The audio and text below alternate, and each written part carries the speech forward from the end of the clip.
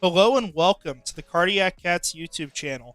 I'm your host Jacob Shorba, and we're doing a video that I've been wanting to do this for a while. I want to talk about this. I want to talk about who is probably, oh man, it's debatable if Abdul Carter might be my favorite player in this class. I feel like I'm the leader of the Abdul Carter brigade, along with CJ on Twitter as well. If you watch this, shout out to you. You're right on him early in the season as well. But probably the Josh Simmons brigade as well. These are probably the two players I've found myself being the biggest fan of from the earliest point in this draft process. But I want to come here and talk to you guys about why Abdul Carter makes sense for the Jacksonville Jaguars. Because I'll be honest, guys, I have had a lot of conversations with people on Twitter about it. Some of them, agreeing, some of them not agreeing. And I think if you are not on board with this, it's seemingly there'd be two reasons. One is that you could say maybe I like this player more, and this is a bigger position of need as well. Maybe you have a higher grade on Will Johnson, who he's my number 3 prospect, right? And if that's your opinion, I respect that. That's a fair reason. If you have a higher grade on another player, and that is a need, sure, like that, then I can't really argue with that, other than just saying I like Abdul Carter more. Sorry, I like Abdul Carter more than that player. The other thing I've heard is that, well, you can't add another pass rusher. You have Josh Hines-Allen, you have Trayvon Walker. There's only 2 edge positions. What are you doing? That's the other argument.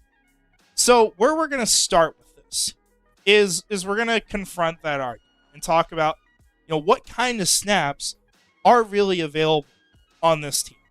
And then you have the whole conversation of what scheme do the Jaguars run? Because that's the other side of this. Because the scheme they run essentially is probably the most prohibited scheme, being a 4-3. Let me really quickly. Okay, good. I got desktop audio off. Thought you guys could hear my notifications from Discord for a second. Getting back to this though. 4-3, as far as getting as many edge rushers on the field, is the most prohibitive you're going to get. And there are still snaps available in this defense to add some.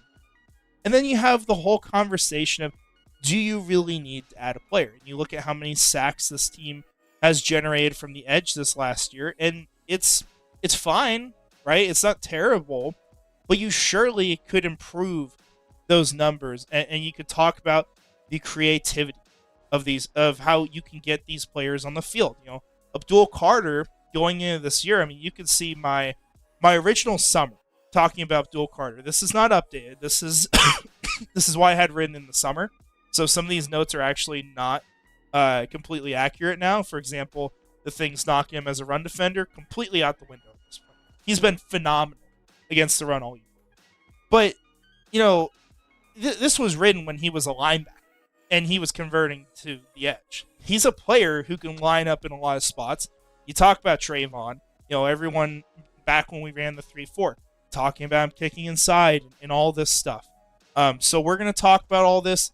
Going to jump into it because I'm getting ahead in my talking points, but I want to start taking a look at what kind of snaps are really available on this defense. Now, we'll prelude this by making a fair counterpoint, and it's a not really a end all be all sort of thing, but there was a lot of rotation on this defense, and I think you want Trayvon Walker and Josh Hines-Allen out there a little bit more than they were. Right? You look at the snap counts this year: 911 snaps for Trayvon Walker, 821 for Josh Hines-Allen, and I don't believe, I guess, Josh missed the last game, so that's the reason why there for him. But you'd like to get that up maybe close to 1,000, but they're still pretty high snap counts, and you could argue, get them up a little bit more. But looking at, what players were taking up time on the edge this year, how things were being handled, the easy part of this conversation to make an argument for the snaps being available is Arik Armstead, right off the bat. I mean, how many people talked this year about how annoying it was to watch Arik Armstead play out of position all the time? And I will say this, this year, if you couldn't tell, we were kind of tuned out for parts of these games because it just sucked. Like, this team was not good. I was not exactly watching every game, evaluating film as they were going on. And one thing I did not realize was how much Eric Armstead played on the edge. And I don't mean that as in, like, I didn't realize he was out there. I thought he was splitting time 50-50 between the inside and outside. Holy crap, it's not even that. I mean, look at these numbers. This is disgusting. Okay? Total numbers out here. 567 snaps on the defensive line. He plays 460 on the left end of 567 snaps and 26 at right end. He took in all these numbers on the interior, 66 snaps at defensive tackle, the position that he is built for in a 4-3 scheme. Like, absolutely wild. And can you move Eric Armstead out to the edge occasionally? Yeah, you can do that. That is not his home, though. It would be like me saying my argument for Abdul Carter is we'll just move him back to linebacker. He'll play linebacker full time. Can he do that? Sure. Is that really where he should be? No, you're not going to get the most out of him. So right off the bat, we have about 500 snaps that should be vacated. And if they aren't, the next defensive coordinator is a moron, if that's the case. And we already know Eric Armstead wants to move back inside. He's already said that. But the exact number, 486 here. You've got some other ones like left outside linebacker, 8 there, and then 4 right end. It's about 500 is the point. So Eric Armstead's the very obvious candidate to move inside. That's going to vacate a lot of snaps. And really, you look back at this last year, what the Jaguars did for the rotation on the outside, they did not do enough. Right? The one guy we had any kind of faith in at all was Trevis Gibson. And he was still a brand new player that was a preseason warrior at that point. Like, no offense to him. And I don't know how he played this year. I'm not saying he sucks or anything, but that was what he was known for, was having these incredible preseason performances and then not really playing a ton during the regular season. And he kind of did the same thing here, and he ended up getting traded for a 6th-round pick. Good trade as far as you basically had no guaranteed money on it and you just got a free 6th-round pick. But at the same time, you never work to replace anyone in the rotation. So this team is relying on ultimately what is, I'm trying to even find him on here, Yasir Abdullah, who I guess played more linebacker in this scheme. And that's really what? That's it. Miles Cole as well, 7th-round pick who had no production in college and is as developmental as it gets. Those are the players that you had. And that's why you get into a situation where this team is doing ridiculous things like putting Eric Armstead on the edge for almost every single snap he's out there. It's not how things should be done. So that's the obvious start here. And then you look at your other edge players, and ask, is Miles Cole going to stop you from drafting a top player? Are you going to sit here and say that your definitive argument is that, sorry, I cannot take this player who's top of the board, if you agree with that, because we have Miles Cole? Or I'm sorry, I can't take this player because we have Yasir Abdullah. I don't think that's a fair argument at all. So how many snaps do you got here?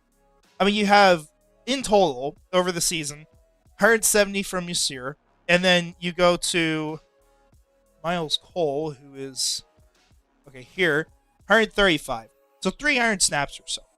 So we're at 800, right? And it's probably a little bit less just because some of those snaps might be special teams, might be playing elsewhere. And so you have that many snaps roughly, let's say 750 that are available, right? So 750 snaps we're talking about. The next point that we get to in this argument is the scheme. Actually, we'll do that after. Let's start with okay, never mind. We're going to start with scheme. We'll get to the next thing. Scheme is actually where I want to go with this. We run a 4-3 right now, right? We established that. You remember a couple years ago, when we were talking about Trayvon Walker and what we want to see out of him, is year 2 or year 1 where he's playing outside linebacker a lot for this team. We'll go take a look at Trayvon and his snaps those seasons. So we'll take a look at 2023, for example. He is playing a lot of snaps at outside linebacker, or it's left end outside. So these are essentially snaps where in the 3-4 scheme, he is operating as an outside linebacker. And what did everyone keep saying? What was everyone arguing for all the time? It's a Trayvon Walker. He's a kick inside, and he needs to put his hand in the dirt. Because in a 3-4, your scheme's different, right? You have, instead of what you have in a 4-3 where it's 2 defensive ends on the outside and 2 defensive tackles on the inside, in a 3-4, your inside player is a nose tackle. You have 2 defensive ends on the outside of your nose tackle, which your defensive ends are essentially defensive tackles. They're going to be your lighter defensive tackles, the ones that are maybe more capable of pass rushing rather than being built to just stuff the run. And you're also going to get some of your bigger pass rushers on the edge. That's where Trayvon Walker comes into mind, because 272 pounds, right? Like, you can, we'll give an example of a player who might be a defensive end in a 3-4. You have like Jerzon Johnny, right? He's like in the 290s. I think he might have weighed at 300, but he is around there. We know Trayvon, of course, is an incredibly strong player, punches above his weight, and would be a mismatch playing in that kind of role, even at 272. So that's what a lot of people talk about, right? Let's move him inside. Let's get his hand in the dirt. That's where he's best. And he is a capable player as well of playing outside linebacker. I mean, he played in this scheme in 2023, and he had production. He got 10 sacks. So that's great.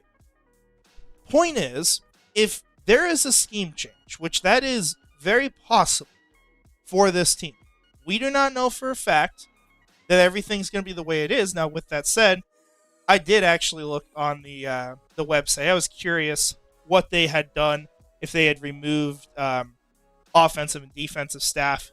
Right now, nothing is technically official. Like, technically right now, we could argue Press Taylor is still the offensive coordinator.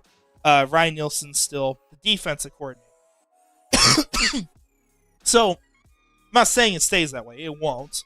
But it's possible that Ryan might be retained just if they bring in an offensive mind, and maybe it's not the top candidate. Maybe they just want to keep the guy who's in there, or they find a way of convincing them. We've seen a lot of status quo with this team, unfortunately. So is it possible? Yeah, it shouldn't be the case, of course, because it's a really bad year. And with excuses, we've said that, I think, before on this channel. There were off-the-field things that Ryan was dealing with this year that were terrible and not his fault. And, I understand that as an excuse, but obviously, you have to make the right decisions for your organization. So, with all that said, if the Jaguars were to switch back to a 3-4, which is a lot of what this team was built for a long time, I think they're built well for it right now. They're also a team that was originally built for zone coverage. You look at Tyson Campbell, what he's done well throughout his career. Every year on PFF, he is graded below average in man coverage and above average in zone coverage. And you can see the better success when he's in zone when you're watching the film as well. He's a smart player. So I think that's the kind of scheme this team might end up returning to. Say you get an Aaron Glenn in here, it might be someone who returns to that. Now, I don't know about as much 3-4 with him. I'd have to look into that, but it's possible. And if you go to a 3-4, all of a sudden, the conversation with Trayvon, if you're using him properly, I think he is a player who can split time with his hand in the dirt at defensive end in that scheme and also play outside linebacker. So now you have more snaps opening up, along with those 750 that are vacated by players who are either out of position or should in no way, shape, or form ever determine what investments you're allowed to make. You should not be making investments based off of Yasir Abdullah or Miles Cole right now, saying that we cannot add because we have these players here. And I wish the best for him, but we're not at a point we can say those players are that good to argue against it. So, those snaps, there is a very large amount of play time that is available. You throw in what we've said about Trayvon as well. Just said he can play at both positions. He's capable of that. And Abdul Carter's experience playing at linebacker and outside linebacker. We go take a look at his career, where he's played. We'll go to this year. I'll actually look at this. He has played 90 snaps in the box. So this would be linebacker primarily. And he's played 642 on the defensive line. All is essentially that outside line. The year before, he played a total of 470 snaps in the box, 94 on the defensive line. So this is a player that can do both. We've seen Abdul Carter have some success in coverage as well at points in his career. He's a player that I think if you're using him properly, you're considering getting him involved as a linebacker at times. I think third downs, that's something that could be on the table. I would run stunts for him. He would be someone that I'd consider having blitz from the second level occasion. We've seen him wreak havoc going up the gut against quarterbacks. We've seen some incredible plays from him. And if you have a player like Trayvon Walker clearing the way with power, that is an incredible mismatch that the Jaguars are creating. So, there's the argument regarding, can you get this player on the field and have him be a starter? Because I definitively believe that you can have Josh Hines-Allen, Trayvon Walker, and Abdul Carter all starting full-time for this team if you have any level of creativity. And if you're willing to have backups, be backups, quite frankly. Not that they never touch the field, but that's what they are. They're backups at the end of the day. And for your interior as well. Going back to that for a moment. We're looking at the total snap count for Arik Armstead. He's not 1,000 snap, right? Say if you're running a 3-4. If he's playing half the time, or a little bit more. Trayvon Walker's filling the other half, and you got Mason Smith on the other side. So you're getting these guys out on the field. You'll have your rotation still. There's a place for everyone to get involved if you're drafting Abdul Carter. It is not a matter of someone's going to the bench and not going to be able to play other than your guys that you're not planning this team around. So, with that said, let's make the actual argument for why do you draft Abdul Carter.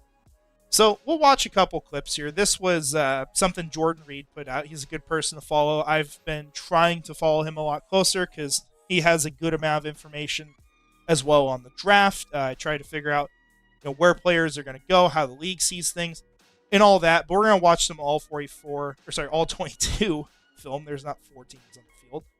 Just 44 seconds long here. Just watch a couple snaps from Abdul Carter. Obviously, he's lit up here on the right side. What's so special about Abdul Carter is the speed he plays with. Off the line, right off the bat. The second it's snapped, he's running. And the speed that he's able to win, it's phenomenal. It's not something that you see from players all that often. And that is why he is being talked about right now as a potential first overall pick. And that will probably die down. That hype will very likely end because Tennessee is going to take a quarterback. If they don't, I'd be pretty shocked. I would also respect them for it because I think it might be the right decision. But they're probably going quarterback. But there's conversations with Abdul up at the top because he is that caliber of prospect. He is the caliber of prospect that you're going to put in the top tier of edge rushers in the NFL. So we'll watch this rep from Abdul. Instant win, right? Winning around the edge. I mean, he just runs around. He has that kind of speed and he has that kind of power. And he knows how to counter people. He knows how to change his rush plan in the middle of a play. He is incredibly intelligent in the way he plays. We'll watch this rep where you can see the tackle is fighting like hell to get out to block him. still loses around the edge. And Abdul Carter is going to get to him immediately. Another big play. And part of the point they're making with this post as well is you look at last night's game. I'm recording this one night after the game against Notre Dame. 8 pressures, 1 sack. You might just look at it and say, oh, 1 sack. That's not that great. Right? The thing with Abdul Carter is the plays where he's getting pressure. And really about every play. You look at the run game as well and what he's able to do there. He is consistently creating negative plays for the offense. He is leading to them getting less yardage because he's blowing up plays. He's getting rhythm off. He's hitting the quarterback. And that is one of the most important things you need to do on defense is to hit the quarterback. So look at this play. This is a run. Watch Abdul Carter knows what's going on right at the start of this play. He's running across the field to follow the running back. We'll watch that one more time here. And this is incredible stuff. Right? He's a smart player. And you look at the speed. You look at the closing speed. I mean, the acceleration. This is ridiculous. You got another rep here. Getting pressure. Almost a hold there, you could argue. It's a throwaway. Because he's running after him. That's a play that they're not getting completed. That's a down gone. Look at this rep as well. 2 people. Little block by the running back. Nothing too crazy. Spin moves inside. Gets pressure. It's a sack. I don't know why he's not credited with 2 on PFF seeing that, but it is what it is. And we got one final play here. Just smart, right? Nothing special about like any move there. But he's a smart player. He has instant reactions. He knows what's going on. He processes at an elite level. He has elite speed. He has elite athleticism. His speed to power is incredible. He has a deep bag of pass rush moves. Oh, and by the way, he's only played this position for 1 year. That's the kind of player we're talking about. If it wasn't that kind of player, you probably wouldn't see this video. But that's who we're talking about in Abdul Carter. Go back to my scouting profile for him. And some of these things, I got to update this. This is more so where I was at the start of the year. When I watched Abdul Carter for the first time, actually, we'll start by going back to my summer scouting threads here. It took me, I think, an hour until I had him 3rd on my board. Only below Will Johnson and Travis Hunter. If you go looking back at some of these, some of them are bad. It's part of it. But this was one I felt like I hit. All right, some of the things we said here. I had Micah Parsons as his pro very early on. I had an elite grade on him because you watched him last year and you even watched him in the spring game. He's a player who had all the tools to succeed. Now, reading this, Carter's a freakish athlete with unbelievable upside as a pass rusher. He has elite mobility, great length, and reportedly ran a blistering 4.48 second 40-yard dash at 250 pounds. By the way, one of the comps you'll hear, I don't like this comp as much. I think there's some differences, but some people will throw out Will Anderson, who was seen as the best player in the 2023 class, a player that Houston traded up for, and they're very happy they did. The difference is there. I do think that when you're looking at Will Anderson, he's a stronger player. He's got probably more muscle on him. He has more power. But Abdul is so much faster than him as a player. He wins so much quicker on these reps. And with 1 year of experience, once again. But, I mean, I think I saw, Will Anderson ran close to like a 4.6. So you have a big speed advantage there, which is why I'm not like huge on that comp. And I think Micah Parsons is closer. He's essentially, if we sped up Micah Parsons' development, that's what you're drafting in Abdul Carter. But reading the rest of this, Carter has moments where he shows elite instincts, especially when he's used in coverage. This has been shown all year. Not just in coverage mainly, but what he's done as a pass rusher, what he's done as a run defender. While he doesn't have much experience playing as an edge rusher, his tools point to future success in his full-time role. With his snap timing explosion, which is what you see, he's off the line immediately on plays. He'll easily catch tackles off guard and speed to power conversion in his arsenal with speed to power and his arsenal of pass rush moves, which he has grown this year and even at points, shows what's almost a semblance of a ghost move, which is really when you get to the point where you have a deep bag unlike anyone else. Similar to another top edge rusher in this class, he needs to improve his anticipation as a run defender. Now, the player I'm comparing him to was, I believe, James Pierce Jr. at the time, who originally was my top player until I watched more guys, and he fell down the board a few spots. And this year kind of started out slow, played better as the year went on.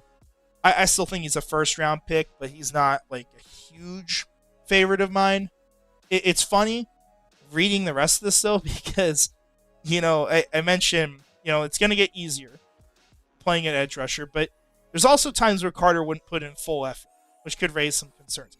That was my biggest concern with him, was how often he was tackling, how often he was actively involved in run defense. And then you watch these plays now. You watch him on the field, and the guy is every single play he's getting involved. He always has a plan. He's always thinking ahead of time. I mean, you see some incredible stuff from him. And like last night, I'll give you an example of a play. It didn't work out, but the kind of mindset he has. The play where I think it's Jeremiah Love scores a touchdown. An incredible run. Abdul Carter doesn't expect him to score on that play because he's got multiple teammates tackling him, right? You'd think that's probably going to be enough to take the guy down. So Abdul Carter, he comes in, and he's trying to punch the ball on that play. He's trying to create the turnover at the 1 yard line. It's a great punch, but it's not on target. Doesn't lead to the turnover, and it's a touchdown, right? It didn't work out. But I still like that because, for one, they should have stopped him regardless. There are way too many Penn State defenders to lose on that play. But Abdul's creating the turnover. He's going for the ball. And you see plays where he's done it. You've seen moments where Abdul has won Penn State games. I can't remember the opponent specifically. There was one game this year. We actually probably could figure it out by looking at forced fumbles. Illinois, it was week 5, where one of the final plays of the game, he's asked the quarterback spy. You saw him do a little bit of that last night during the game. The quarterback tries to run. Abdul is twice as fast, pretty much. The quarterback's not even slow. And Carter gets the quarterback. First thing he does is rip the ball out, gets it out. His teammate picks it up. They win the game. And that's it. It's a normal play to him. It's not some crazy celebration or gloating to everyone. It's just, that's normal. That's the expectation for the way this guy plays. You watch interviews of Abdul Carter as well. I think this is someone that is easy to root for. I think this is the guy who takes his craft seriously. I think this is the guy who wants to be great. And I appreciate it. I suggest to all of you, when you're watching these players, when you're scouting them, when you're thinking about who you want to pick, that is an important aspect of this too. Is the type of players you're bringing in, what they want, they're going to be focused on the team, what's important to them. I think Abdul Carter fits perfect in that regard. So, with that all said, we have the ability to bring in this kind of player. As long as he's there at number 5. He is a player we can get on the field. He's a player who will make an impact. He's someone who will generate turnovers, which this team has so desperately needed and has been missing all year long. You will add to the sacks, which we look back here. How many sacks this group had? 19 from your 2 pass rushers. And then there are 2 from Eric on the edge. I think one of them might be on the interior. And I believe that's it. It's 21 sacks from that group. It's okay. But is that something I look at and say, that's good enough? We can't consider an airplane. No. The snaps are available on this team. The role is available on this team. Abdul Carter is a special player. He is one of the best players in this class. If it wasn't for the fact that Travis Hunter plays two positions at an elite level, which is what I believe, Abdul Carter would probably be the number one player in this class. And to me, it all comes down to, is he going to be there at number 5? And if he is, well, he's going to be the pick for me. So, look, usually we put out these videos of, why the Jaguars should draft this player towards the draft. Last year it was Malik Neighbors. Year before, I can't remember if we did it, but I think it was Brian Branch. That was who I wanted. But it's a question, really, to me at the end of the day, is he going to be available here? And I hope he is, because I think you look at Tennessee, you look at Cleveland, these are quarterbacks. They're going off the board. Even if Cleveland doesn't want a quarterback, you think the Raiders aren't going to give him a deal they'd move out for? And Cleveland takes a top player regardless? I mean, that's how I look at it. Like, if you get Tedero McMillan at number 6 to Cleveland, and you move back and you get a first-round pick in the future, and maybe that's in a better quarterback class, so you do that? Yeah. And you look at their defense, they have cornerbacks. The only one that I think that's questionable is Greg Newsome, and he's a slot corner. So are you going to play Travis there? I don't think so. So that's something Cleveland could do. These are going to be quarterbacks at the top. The question is Jalen Milroe or another quarterback going to be able to get in the mix for the Giants? Because they're going to be desperate. They're going to be in a spot where they kind of have to do this. And maybe they're the team that trades up with Cleveland. That's always possible. But if that's not the case, maybe this is Travis Hunter, maybe this is Abdul Carter. It's possible Carter is gone before Jacksonville picks. But I'll tell you this. If he is on the board for the Jacksonville Jaguars, sure, maybe they'll pick a different player, and they probably would. Maybe they'll take Will Johnson, and you'll like Will Johnson, and Will Johnson will be a great player for this team. You can insert another player as well. Maybe it's Tedero McMillan, and he'd be a great player for this team. But at the end of the day, when I look at the caliber of prospects, what's important, what has value, and what is available to Jacksonville, if they pass on Abdul Carter, I think that is going to be a move that this team will, at the end of the day, end up regretting. So, hey, those are my thoughts. I would love to hear what you guys think. I hope this argument makes sense. I hope it's not ridiculous. I don't think it is, to be fair. And I'm curious, are there any players for you guys that you've scouted, that you've watched this year? It doesn't even have to be a first-round player, but just someone that you feel like the Jaguars have to take in this draft class. So let me know what you think. Would love to hear it.